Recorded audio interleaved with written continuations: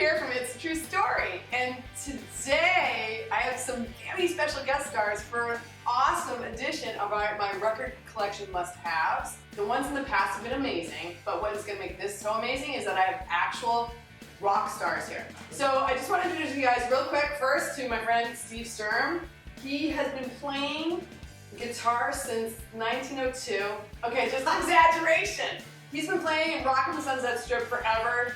Originally in a band called Stiletto with my kids, and more recently, what's your band's name? South Pasadena Transit. And then also August Zadra, who is an amazing guitarist as well, and he also tours in a little band called Dennis DeYoung and the Music of Styx. And Dennis DeYoung, as you guys probably know, is an original founding member of Styx. And August is not an original founding member, but he has an awesome YouTube story, so I just want to start with that actually. Cool. This speaks to the power of YouTube and God bless the internet. Back 2009, I had some videos, actual videotape. Remember that? Yeah, you guys remember the video? VHS from one of the last gigs that I'd done in a Styx tribute band. The band was really good, and it just happened that someone's girlfriend videotaped the show. It was distant video, but the audio was great. So I thought I finally got some software to digitize it. Everyone's doing this, right? So I put up like I think 6 songs from that set. And then 2 months later, I got a call from, a random call from Dennis DeYoung's manager. Dennis's son, Matt, I'll try to spin this quickly, is an insomniac, and one night he was based on Journey discovering Arnel Pineda on YouTube. Dennis's son, Matt, was just watching videos all night long, and finally found a Styx tribute band, and he saw this thing. It was a Styx tribute band I was in, I didn't mention that. Yeah. And he found these videos, and he called Dennis at 12:30, and Dennis said, "There better be blood, no one calls me this late." And I said, "You gotta go downstairs and watch this video right now." And 2 weeks later, I was flown to Chicago, and it's been 7 years now. I've had the time of my life, and it never would have happened without you. For the record, down there in the description, there'll be links to Dennis DeYoung and the Music of Styx. They're going to be touring all summer, and actually, August told me something really cool, and this is before we get into our record picks. A really important announcement, which is?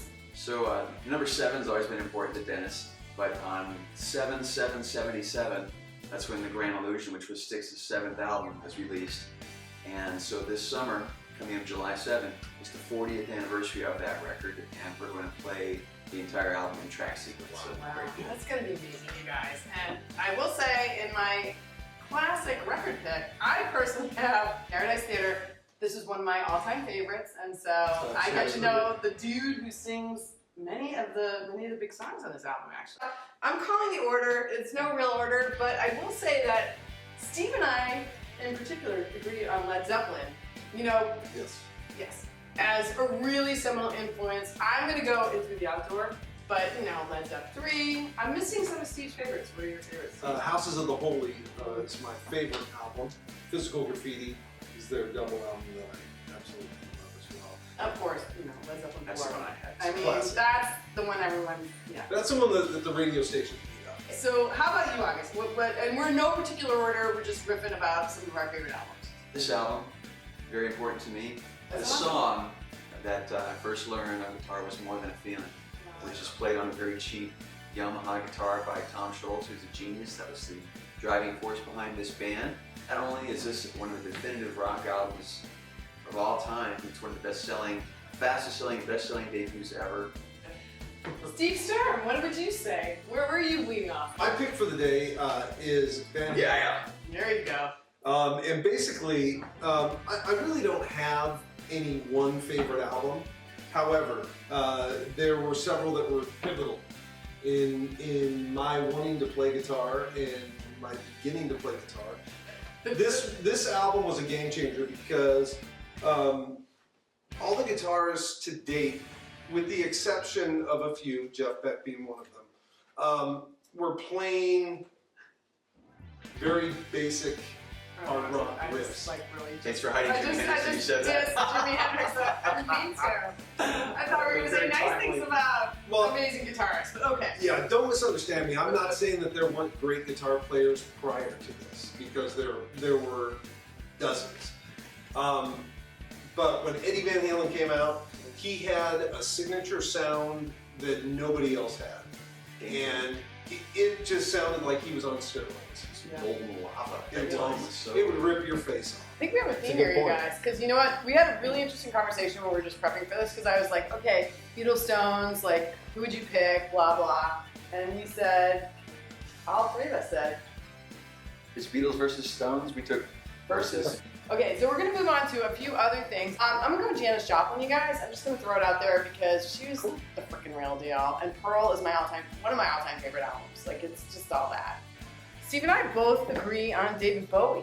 Yeah. Like, literally, but again, classic rock, glam rock, defies think both. explanation, everything. I think both. Listen, like, Wow. you know, like, some of the U2 stuff, like, I know U2 is traveling this summer. They're doing Joshua Tree. They're doing Right. it in its entirety because it's 30 years ago. I saw them at Wembley Stadium doing that. And Wow. talk about rock. Stadium. That's I awesome. did. Talk about rock and roll moments. That album had just come out, and it was like, I loved U2, but I hadn't even heard it yet. And I went there, and every single person in the audience knew every single lyric and sang the entire album the entire way through.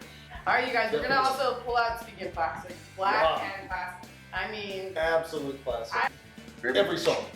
The hi-hat then drops out, you know, that rips them. Bam! so Done. good.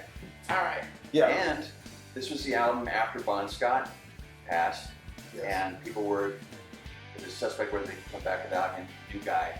And this is arguably their most definitive record. So good. Okay, so now I'm going to pull out a couple that no one agrees with me on. Well, I can give you everything that, Somebody will. yeah, someone will agree with me. I'm just gonna throw Tom Petty out Who goes there. from AC/DC to Tom Petty? Oh, wait, an asshole. Besides This is Calloway. like an asshole classic rock maneuver. Yeah, exactly. This is Taking like, on all it's comers. it's like a classic rock station. You just heard Hell's Bells, and now we're gonna go with like Damn the Torpedoes or something, and you're gonna be like, weird segue. Yes. And speaking of Speaking of, the most amazing rock shows, Bruce Springsteen. This I'm gonna Born to Run, yes, but really this should be the Wildly Innocent and the Straight Shuffle because Rosalita is like one of my all-time favorite songs ever. But he still Sing a puts little on. for us. He Yeah, I 'cause really I'm can't. not sure I know I the really lyrics. can't. Okay, I'm really not going to. Okay, tramps like us. I'm just saying everything right now. But there are some albums that you guys that we don't have represented here. I think we're talking a little Aerosmith. We're talking, Aerosmith, without yeah, a doubt. right. A little. Yeah, Toys in the Attic. I think August and I Yeah, both absolutely. agree that I will that's agree. yeah, awesome album. I got that. 2112, Rush. Yes. You guys, I'm really sorry. I should have Rush here. It's Yeah, like absolutely. It's like it's insulting that I don't. And I apologize. Rush Band is like, best. Yeah. Blizzard of Oz, the Ozzy Osbourne first solo record with Randy Rhoads. That was huge for me. That was huge. August had some esoteric picks. Some things that I actually didn't know. Yngwie Malmsteen, one of the finest guitar players ever to walk the earth, in my opinion. My Absolutely. less than humble opinion. Yeah. He's kind of the godfather of the neoclassical shred movement, if you for guitar players. First Foreigner album. Yeah. Mr. Right told off camera too. I'm wearing a Cheap Trick shirt, but when I was a kid and I had this Boston album and the first Foreigner album, those were perfection to me at the time. They had great songs, there was gutsy rock guitar playing, great solos, there's keyboards. Foreigner had saxophones, there's compelling lead vocalists with incredible high range and great harmonies. And at the end of the year, when Rolling Stone did their category winners or whatnot, and it said best new band, and it was Cheap Trick, I'm like, who are these guys? Right. Although live at Budokan, we didn't even have that Oh, yeah. moment. Foghat. Definitely Still great blue. band. I love that album. It's inexplicable to me how I don't play slide guitar, which you do very well. That album is just full of killer slide playing, which I don't think I even realized was a slide guitar at the time. Yeah. Kiss Alive too. I mean, I was a huge Kiss fan. I mean, Yeah. when you're of a certain age and they were made for young teenage boys. They were superheroes. Yeah. But they had all the Kiss though. theatricality with the makeup and the heavy loud guitars, and in retrospect, really some of the songs were pretty stupid. Yeah. You can't have this conversation with the band Journey. I know. What are we doing? I know. Because, I feel like I'm very slack. Junior high school, that's all we listened to. Sure. We partied and we listened to Journey. I love it seems like junior high school, we party our asses off and listen to German. Yeah, I think for me it was Escape. Yeah. And, I mean, but somebody again who had the soaring vocals of probably arguably the best, most revered lead vocalist of all time. Yeah. Steve Perry. Yeah, totally.